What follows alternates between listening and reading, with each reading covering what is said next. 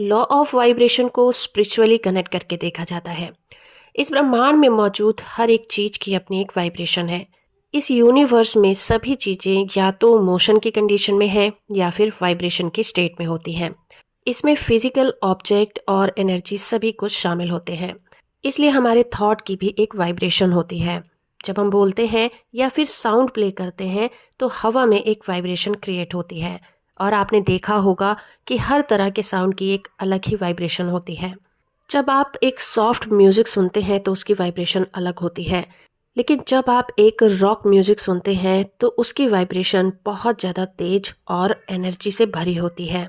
इसके साथ ही law of vibration को लिंक किया जाता है कि सिमिलर वाइब्स एक दूसरे को अट्रैक्ट करती हैं। जब आप पॉजिटिव माइंडसेट को अपनाते हैं तो आप नोटिस करेंगे कि आप बहुत सारे पॉजिटिव इवेंट्स और पॉजिटिव माइंडसेट के लोगों को अपनी लाइफ में अट्रैक्ट करते हैं। आप ऐसा भी मान सकते हैं कि अपनी वाइब्रेशन के जरिए से आप अपने फ्यूचर को क्रिएट करते हैं। आप जो सोचते हैं अट्रैक्ट कर लेते हैं। आप जो चाहते हैं वो आपकी लाइफ में अट्रैक्ट होता है। आप जिसे पाना चाहते हैं आप उसे पा लेते हैं। और ये सब कुछ होता है आपकी वाइब्रेशन के कारण। लॉ ऑफ अट्रैक्शन भी लॉ ऑफ वाइब्रेशन पर ही काम करता है। आप जो भी सोचते हैं आपके थॉट की एक वाइब्रेशन होती है और उन वाइब्रेशन की एक फ्रीक्वेंसी होती है। आप जिस तरह की फ्रीक्वेंसी की वाइब्रेशन क्रिएट करते हैं आप उसी तरह की चीज़ों को अपनी लाइफ में अचीव कर लेते हैं। आपकी वाइब्रेशंस अच्छी हैं या फिर बुरी, इसको आप आसानी से पहचान सकते हैं। याद कीजिए कि जब आप गुस्से में थे तो आपको कैसा महसूस हो रहा था, या जब आप बहुत ज़्यादा दुखी थे तब आपको कैसा महसूस हो रहा था। जाहिर सी बात है आप कहेंगे कि आपको बहुत ही ज़्यादा बुरा महसूस हो रहा था। उस वक्त आपके चेहरे के एक्सप्रेशन भी कुछ अच्छे नहीं थे और आप बहुत ज़्यादा लो फ्रिक्वेंसी में थे। आपने एक गाना तो ज़रूर सुना होगा, सुख के सब साथी दुख में न कोई। अगर इस गाने के भाव को समझें तो जब आप दुखी होते हैं, आपके जीवन में बहुत ज़्यादा परेशानियां होती हैं, तो उस वक्त आप देखेंगे कि आप चारों तरफ से परेशानियों से घिर जाते हैं और आपके सभी दोस्त और रिश्तेदार आपसे दूर हो जाते हैं।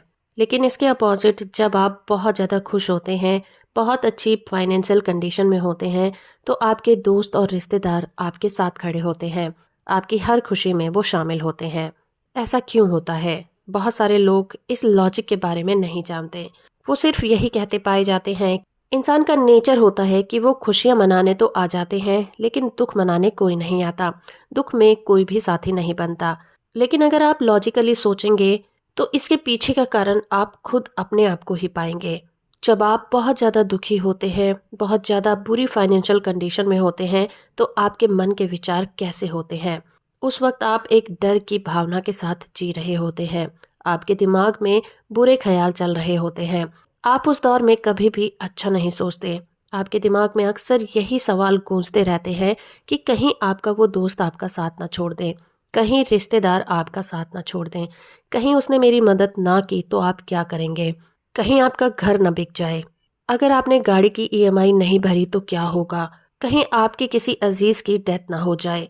आपने अपने बुरे वक्त में सिर्फ ऐसे ही ख्यालों पर फोकस किया। और लॉ ऑफ अट्रैक्शन और लॉ ऑफ वाइब्रेशन का रूल यही कहता है कि आप जिस भी चीज पर फोकस करेंगे वो चीजें आपकी लाइफ में अट्रैक्ट होने स्टार्ट हो जाएंगे। दुखी इंसान इसीलिए भी बहुत ज्यादा दुखी है क्योंकि वो अपने उस दौर में कभी भी अच्छा नहीं सोचता।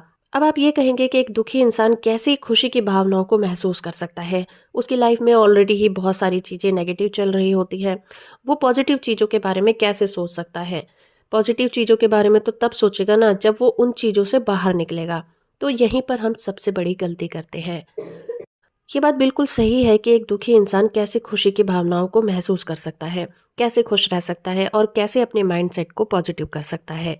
लेकिन एक दुखी इंसान इतना तो जरूर कर सकता है कि वो अपने नेगेटिव विचारों पर कंट्रोल पा ले। अगर आप अपने थॉट प्रोसेस पर नजर रखें, आपके दिमाग में चलने वाले विचारों को अगर आप देखना शुरू कर दें, तो आप पाएंगे कि ज्यादातर वक्त आप अपने पास्ट के बारे में या फिर फ्यूचर के बारे में नेगेटिव ही सोचते पाए जाते हैं। जब आप अपने पास्ट के बारे में सोच रहे थे तो ज़्यादातर आप यही सोच रहे थे कि काश मैंने ऐसा ना किया होता तो ऐसा हो जाता, या फिर जब मेरी उससे लड़ाई हुई तो मुझे ऐसा जवाब देना चाहिए था, या फिर मुझे वैसा करना चाहिए था। अब इस बात पर गौर करिए कि क्या आपके पास्ट में जो भी चीज़ें हुई सोचकर आप उसे ठीक कर सकते हैं? नहीं कर सकते। फिर बात करते हैं फ्यूचर की। जब आप अपने फ्यूचर के बारे में ज़्यादातर सोचते हैं तब भी आप नेगेटिव ही सोच रहे होते हैं, क्योंकि आप एक लो फ्रिक्वेंसी में हैं, आपकी वाइब्रेशन बहुत लो है। तो आप जब फ्यूचर के बारे में सोचते हैं तो आपके विचार कुछ इस तरह के होते हैं। अगर उसने मेरे साथ ऐसा कर दिया तो, अगर मेरी नौकरी चली गई तो मैं क्या करूँगा, अगर उसने मुझे मना कर दिया तो मेरा क्या होगा, कहीं मुझे ये बीमारी ना हो जाए। तो इस तरह से जब आप गौर करेंगे तो आप पाएंगे कि जब भी आप अपने पास्ट और फ्यूचर के बारे में सोचते हैं, आपके बहुत सारे विचार नेगेटिव ही होते हैं। और जब 24 घंटे इस तरह के विचार आपके दिमाग में चलते रहते हैं तो आपकी वाइब्रेशन लो हो जाती है और आप उसी तरह के इवेंट्स को अपनी लाइफ में अट्रैक्ट करना स्टार्ट कर देते हैं जिन चीज़ों पर आपका हमेशा फोकस बना रहता है। तो जब आप इन चीज़ों के लिए अवेयर हो जाते हैं कि आप जो सोचते हैं आप वो बन जाते हैं, आप जो सोचते हैं उसे आप पा लेते हैं, तो क्यों ना आप अपने थॉट प्रोसेस को चेंज कर दें। अपने थॉट प्रोसेस को चेंज करना आसान नहीं होता, इसके लिए थोड़ी सी प्रैक्टिस की ज़रूरत होती है। शुरुआत में आप अपने थॉट प्रोसेस पर नज़र रख सकते हैं। सिर्फ आपको देखना है, आपको ज़बरदस्ती अपने विचारों को नेगेटिव से पॉजिटिव की तरफ नहीं ले जाना है। आपको सिर्फ अपने विचारों को देखना है। आप इसे इस तरह से समझ सकते हैं कि आपके दिमाग में एक मूवी चल रही है और आप उसके दर्शक हैं। बस आप चुपचाप उस मूवी को देखते रहिए और आप पाएंगे कि जब भी आप अपने विचारों पर फोकस करेंगे, आपके वो नेगेटिव विचार वहीं पर स्टॉप हो जाएंगे। थोड़ी थोड़ी देर के लिए आप इस प्रैक्टिस को कर सकते हैं, क्योंकि लगातार अपने विचारों पर फोकस करना किसी भी इंसान के लिए पॉसिबल नहीं है। आप इस प्रैक्टिस को थोड़ी थोड़ी देर के लिए कर सकते हैं। जब भी आपका दिमाग बकबक करने लगे, आपको याद आए, तो आप उन विचारों को ध्यान से देखें कि आप क्या सोच रहे हैं। आप पाएंगे कि उसी वक्त वो विचार आने बंद हो जाएंगे। जब आप धीरे धीरे इस तरह की प्रैक्टिस को आगे करेंगे तो आप पाएंगे कि आप इसमें एक्सपर्ट बन जाएंगे और आपके दिमाग में चलने वाली ये बकबक बंद हो जाएगी। और जब आपको लगे कि आपका अपने विचारों पर थोड़ा बहुत कंट्रोल आ गया है, तो उसी वक्त आप अपने नेगेटिव विचारों को पॉजिटिव विचारों से रिप्लेस कर सकते हैं। धीरे धीरे आप उन चीज़ों को विजुअलाइज करना स्टार्ट करिए जिन चीज़ों को आप अपनी लाइफ में पाना चाहते हैं या फिर अट्रैक्ट करना चाहते हैं या फिर उस तरह से बनना चाहते हैं। कुछ लोगों के लिए विजुअलाइज करना भी आसान नहीं होता, तो उसका एक सबसे आसान तरीका है कहानी लिखना। आप जो बनना चाहते हैं, आप जो पाना चाहते हैं, उसके लिए आप एक पेपर और पेन लीजिए, एक स्टोरी क्रिएट कर दीजिए और अपनी स्टोरी को कुछ इस तरह से लिखिए कि ये इवेंट आपने अभी हाल फिलहाल ही पूरा किया है।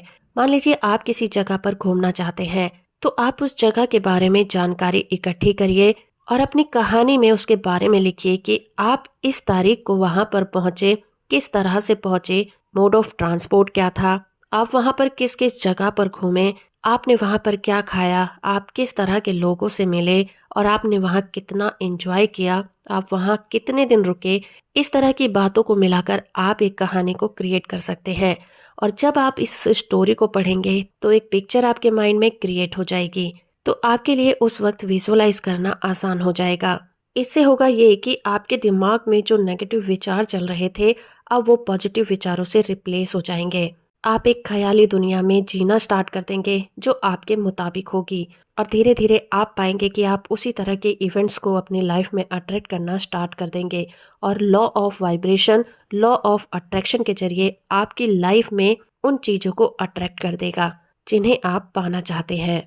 दोस्तों, इस टॉपिक पर मैं आगे भी वीडियो लाती रहूंगी। वीडियो आपको अच्छी लगी है तो आप इसे लाइक और शेयर जरूर करिएगा। इसी तरह की वीडियो को देखने के लिए आप मेरे चैनल को सब्सक्राइब कर सकते हैं।